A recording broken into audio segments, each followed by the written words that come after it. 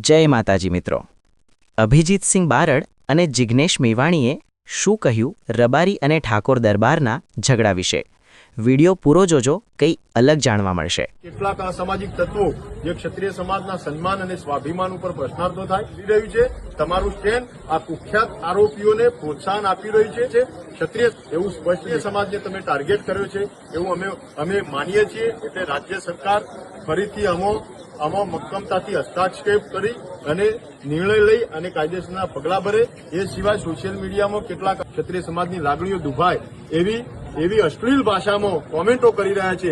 એવા સામાજિક તત્વો દ્વારા આખા સમાજની વાત નહીં કરી, પણ કેટલા પર પણ એસપીને વારંવાર ધ્યાન દોરવા છતાંય એક્શન કે કંઈક નક્કર પગલાં લેવાય નથી। કે કુલ્લીમાં ગોળ ભાગ્યા વગર તમારી હવે હદ થાય છે। તમે જે આરોપીઓને છાવરવાની જે નીતિ અને ફોર્મ્યુલા પાટણમાં જે અપનાવી છે એનાથી ક્ષત્રિય સમાજ ત્રાહિમામ પોકારી ગયો છે।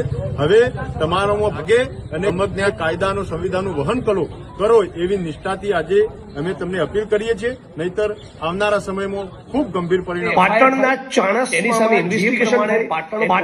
ચાણસ્મામાં જે પ્રમાણે પાટણ કાયદાની કોઈ અદાલત કોઈ પણ વ્યક્તિને દોષી ઠેરવે નહીં, પહેલા કોઈ પણ સરઘસ કાઢીને બે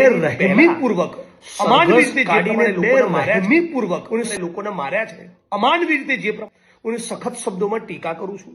કયું ગ્રુપ સાચું, કયો સમાજ સાચો, બિલકુલ એમાં પડવા માંગતો નથી। મારે એની સાથે કોઈ લેવા દેવા નથી।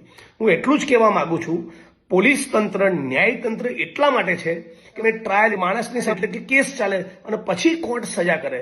પોલીસ આ પ્રમાણે બે રહેમીપૂર્વક નાગરિકોના સરઘસ કાઢે, એની સાથે સંજોગોમાં આપણા મારઝૂડ કરે, એ કોઈ મર્યાદા ના કહેવાય।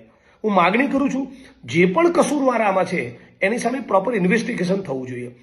કોન્સ્ટેબલ, બીજું પોલીસ હેડ કોન્સ્ટેબલ, પીએસઆઈ, પીઆઈને ખાસ વિનંતી કરું છું કે તમારા જે સાહેબો છે ને, એમના ગણિતો તો કમલમમાં અને ગાંધીનગરમાં સેટ થયેલા છે। એમના ચાળે ના ચડશો, એમના આદેશ અને સૂચના પ્રમાણે સરઘસના વરઘોડા ના કાઢો, તમે કાયદો હાથમાં ના લો। મેટર હાઈકોર્ટના સુપ્રીમમાં જશે તો તમને સસ્પેન્ડ કરશે ને તમને આરોપી બનાવશે। ઉચ્ચ અધિકારીઓને કંઈ નહીં થાય। એટલે હું માંગણી કરું છું કે સમગ્ર ગુજરાતની અંદર આ વરઘોડા કાઢવાવાળું કલ્ચર કાયમ માટે ખતમ થવું જોઈએ। આ પ્રમાણે પોલીસનો કાયદો હાથમાં લેવાનો કોઈ અધિકાર બનતો નથી।